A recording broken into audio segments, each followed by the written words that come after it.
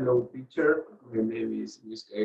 Briones, and today I talk about Rivaroxaban from thromboprophylaxis in high-risk ambulatory patients with cancer.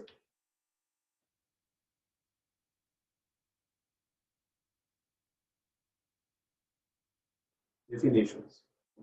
Patients with activity cancer have an increased risk of venous thromboembolism. The Corana score identifies patients with cancer at elevated risk of for ET who benefit from thromboprophylaxis.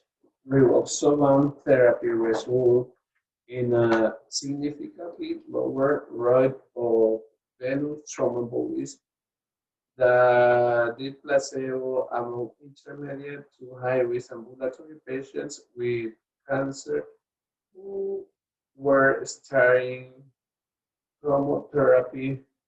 The incidence of major bleeding was low.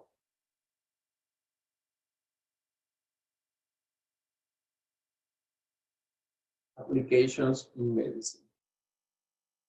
Studies have been carried out to access prevention strategies with the aim of finding a cost-effective prophylaxis method not only from the economic point of view, but also in relation to the hemorrhagic risk.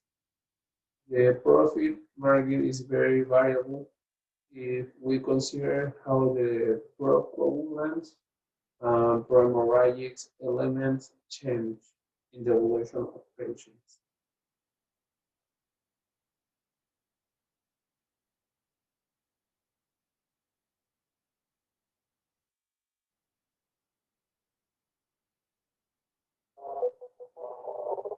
Welcome to Impact Factor, your weekly dose of commentary on a new medical study. I'm Terry Wilson. This week, two studies, both alike in dignity, in the New England Journal where we lay our scene. Yes, we're going to examine the Cassini and Avert trials, both of which evaluated whether oral anticoagulants would prevent venous thrombosis in high-risk patients with cancer. And I'm excited to talk about these studies because they lay bare a central intuition of clinical trial design that I don't think is necessarily true. But let's start at the beginning. Individuals with cancer are at increased risk of developing blood clots, but prevention requires the use of blood-thinning medication, which themselves carry substantial risk. Physicians and patients are not always great at balancing risks and benefits, so it would really help if we had strong data to guide us. We had a bit. Prior to the recent publication, two large randomized trials had examined the use of low molecular weight heparin in ambulatory patients with cancer and found a significant reduction in the risk of clot from about 4% to 2%, meaning you have to treat 52 people with low molecular weight heparin to prevent one clot. For a high-risk drug, that felt like a lot. To prevent one clot, we're essentially treating 49 people unnecessarily. Moreover, neither study showed difference in overall mortality, so practice wasn't really changed. Enter a bit of intuition that I will argue is wrong. It goes like this. Imagine a population of individuals, all of whom have different baseline risk of developing a blood clot. Instead of enrolling this diverse group in your trial, select just those at highest risk. This is a process called enrichment.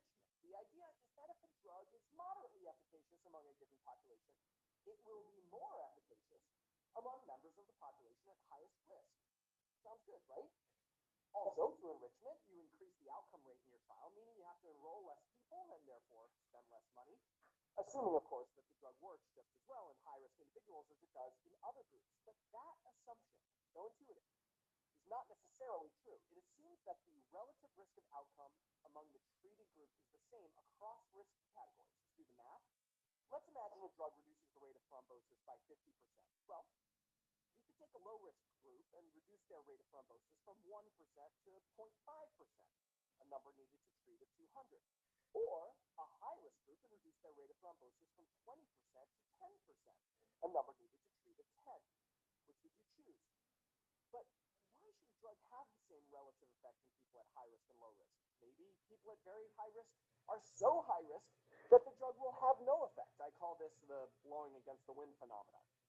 Nevertheless, it was the hope of the Cassini and Avert trials to target individuals with a high risk of blood clot based on the validated Corona score, which takes into account the type of cancer and a variety of lab parameters in order that the overall effect would be compelling enough to lead us to a new standard of care. So what did they find? Nothing to settle the debate, I'm afraid. Cassini randomized 841 patients to Rivaroxaban, that's Xarelto, 10 milligrams daily. The rate of blood clot was 8.8% in the placebo group and 6% in the intervention group, a non-significant reduction with a number needed to treat of 36. Avert randomized 563 patients to apixaban, that's Eliquis, 2.5 milligrams twice daily. The rate of blood clot was 10.2% in the placebo group and 4.2% in the intervention group, a number needed to treat of 17. Now, it may seem that apixaban won this contest, though remember that these are two separate trials, not a head-to-head comparison. But don't go rushing to the prescription pad yet. The overall death rate was 12.2% in the apixaban group compared to 9.8% in the control group. That's right. That's clots or deaths. Not great. Why weren't these trials slam dunks? Because that intuition that drugs always work better in sicker people is not correct. In fact, cancer is a particularly good example. The individuals at highest risk of blood clots are the very ones at highest risk of dying from their cancer, and preventing a blood clot may do little to avoid that outcome. Is there a fix for this? Actually, there is. And it's been staring us in the face for a while. Facebook, Amazon, and Google have been doing it for a decade to more efficiently target ads to consumers. It's called uplift, or individual treatment effect modeling. And the idea is to enroll patients not based on their risk of a given outcome, but based on their chance of responding to a particular therapy. These models allow for the fact that sometimes a particular therapy might work best in those at moderate risk or even low risk. If you're interested, I've written about this in a couple of places. You can find the links in the transcript. Until we move to a smarter type of clinical trial enrichment, we're going to remain frustrated at how hard it is to figure out just who is a good candidate for a risky therapy. Those at highest risk, counterintuitively, may be exactly the wrong ones to target. For Medscape, I'm Perry Wilson.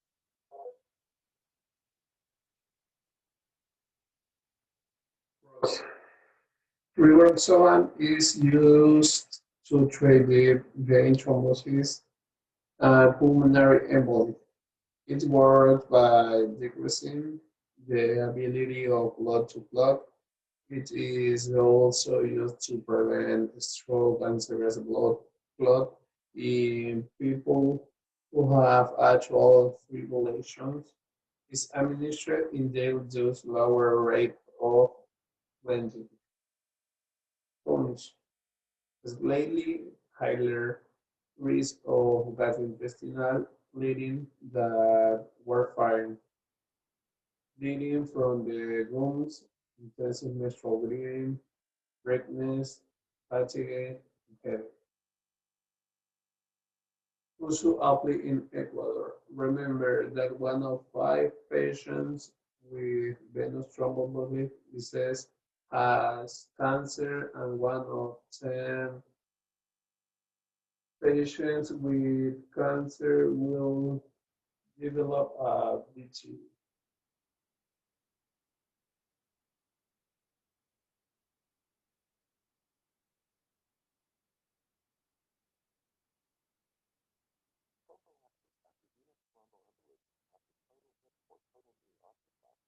Has been found to reduce morbidity and mortality.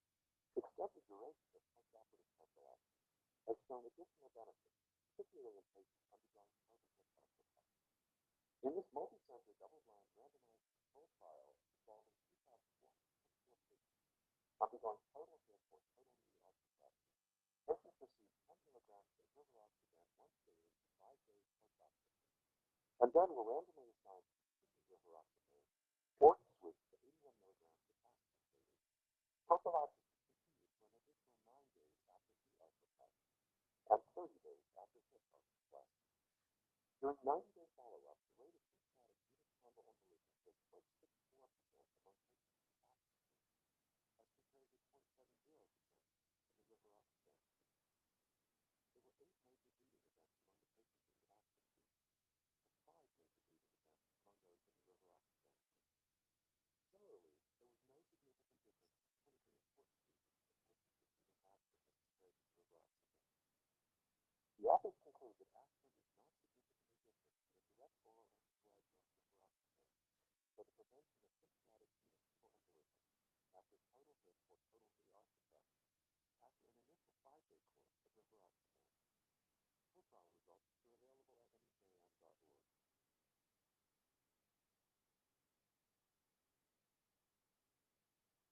at mham.org. In many personal points of view, primary thromboprophylaxis with Rivaroxaban significantly reduced the incidence of symptomatic VTE in outpatients with cancer treated with chromotherapy. Other studies admitted the effect of prophylaxis on mortality and the cost of care for patients with cancer. Thank you.